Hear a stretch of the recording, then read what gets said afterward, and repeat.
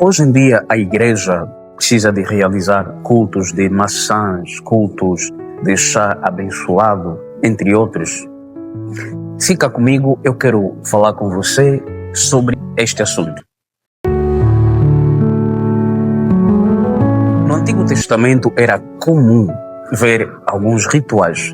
Era comum você ver práticas como de matança de cordeiro para a purificação do pecado do povo israelita. Acontecimentos como o profeta Eliseu, que vai numa fonte de água para poder purificar usando o sal. Tanto outras práticas do Antigo Testamento que a Bíblia narra. Esses acontecimentos aconteciam por algum motivo. O ser humano, quando ele pecou, o ser humano perdeu o seu estado de perfeição. E o Espírito Santo ausenta-se da humanidade. Por este motivo, Deus começou a trazer a revelação à humanidade de forma progressiva, enviando profetas que nós chamamos de profeta de nações, como Jeremias, Elias. Esses profetas, Deus trazia alguma revelação através deles de forma progressiva.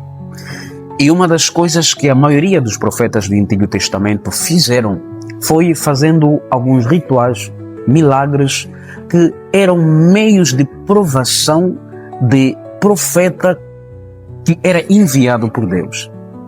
Agora a pergunta que não se cala é que nos dias de hoje nós vimos algumas pessoas ainda continuando com as mesmas práticas. Existem algumas igrejas em que você vai usar o sal, cultos de chá, cultos de maçã, entre outras coisas. Será que nos dias de hoje é necessário a igreja trazer essas práticas que existiam na antiga aliança?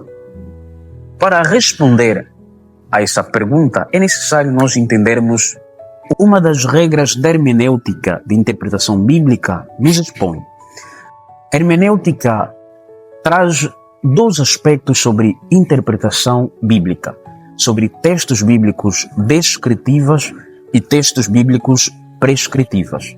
O que significa isso?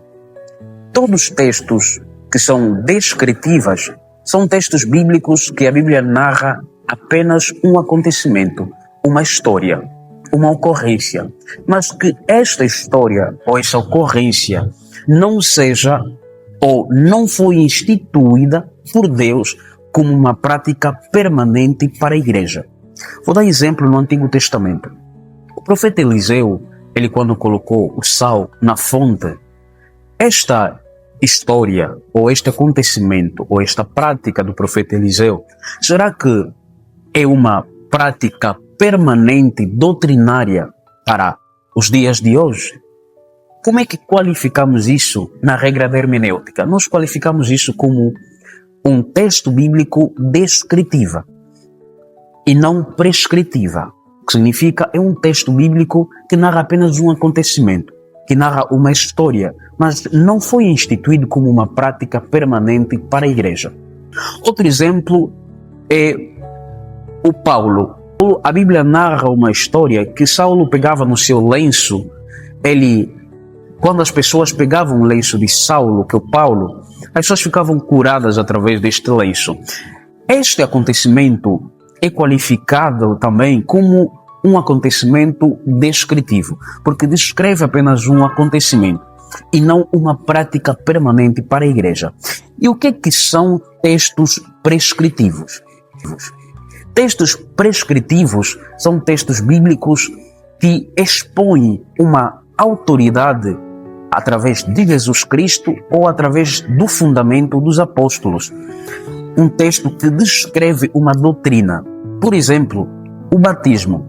O batismo, Cristo, ele diz que ide a todas as nações, batizai a todos, aqueles que aceitarem serão salvos e aqueles que não aceitarem serão condenados. Esse texto bíblico tem um sentido de recomendação, de autoridade textual, que aponta para a autoridade doutrinária do próprio Cristo estabelecido. Até aí, acredito que você percebeu o que é um texto prescritivo e o que é um texto descritivo. Outra coisa interessante, é necessário entendermos que no Antigo Testamento, a maioria dos acontecimentos do Antigo Testamento eram sombras de coisas que iam acontecer. Por exemplo, há uma palavra que descreve exatamente o que no Antigo Testamento era sombra e o que vivemos que é a realidade hoje. É a palavra prefiguração. A palavra prefiguração significa acontecimentos ou eventos que antecedem alguma realidade. Quais são eventos do Antigo Testamento que apontam para alguma realidade? Por exemplo, o Cordeiro Pascual aponta para Jesus Cristo. No Antigo Testamento existia a tribo de Levi, que tinha autoridade para poder exercer o sacerdócio. Só que quando Cristo veio, Cristo aboliu esta prática, conforme a Bíblia narra no livro Hebreus capítulo 9, capítulo 10, a Bíblia fala sobre esta situação. A Bíblia diz que Cristo, ele próprio se tornou o sumo sacerdote e eterno, onde pegou todo o sacerdócio carnal, humana, levou para o céu, adentrou no céu, e ele próprio se tornou o sacerdote eterno, onde intercede por nós. Então, Jesus Cristo, ele é a realidade dos acontecimentos do Antigo Testamento.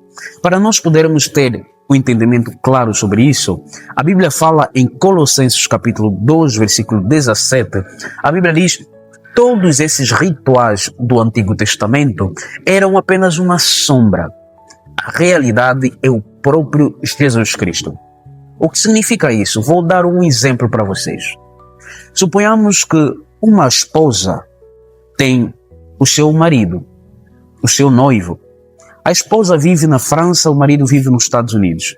Mas o marido, preocupado de poder estar com a esposa, ele envia quase todos os dias, quase todas as épocas, uma carta. Essa carta serve para orientar a esposa, para poder levar a esposa a guardar a esperança que um dia iam se ver. Então a esposa recebe essas cartas sempre do seu esposo. Mas chegou o momento exato em que o esposo conseguiu sair dos Estados Unidos e veio para a França ao encontro da sua esposa.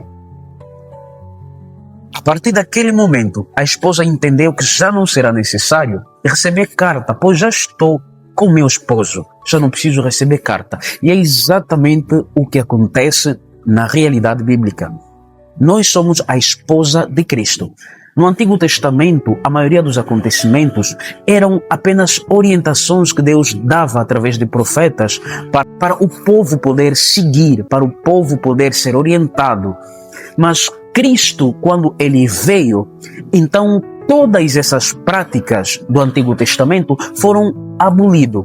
A maioria desses rituais do Antigo Testamento, pois já não é necessário, porque o esposo já se encontra entre nós. Por isso que a Bíblia diz que essas práticas eram sombras. A realidade é o próprio Cristo. Então a igreja hoje precisa de realizar cultos com alguns rituais, com algumas coisas. A resposta é não. A igreja já não precisa dessas coisas porque o Cristo já chegou. Sabe por que eu afirmo isso? Porque a Bíblia diz em primeira carta ao Timóteo capítulo 2, versículo 5, que não existe nenhum mediador entre homem e Deus, a não ser Jesus Cristo. O texto está claro em dizer que não existe nenhum ritual, nenhum homem, nenhuma coisa que sirva de mediação para o homem ter a cura, a salvação, a não ser Jesus Cristo. Se hoje a igreja aceitar práticas do Antigo Testamento, estaremos anulando a autossuficiência da obra da cruz. Nós estaremos a dizer que só Jesus Cristo não basta. Além de Jesus Cristo, nós ainda precisamos de chá, precisamos de maçã, mas não é o que a Bíblia diz. A Bíblia diz que Jesus Cristo, em Lucas capítulo 10, envia seus discípulos. Quando os discípulos vêm cumprindo a missão, eles dizem assim ao mestre: Mestre, nós estamos estupefactos, pois em teu nome os demônios nos temem. Então o nome de Jesus Cristo é suficiente para expulsar demônio, para trazer cura, para trazer libertação. Nós já não precisamos de um outro ritual, já não precisamos de sal, maçã, chá, absolutamente nada disso, pois o único mediador entre homem e Deus é Jesus Cristo de Nazaré.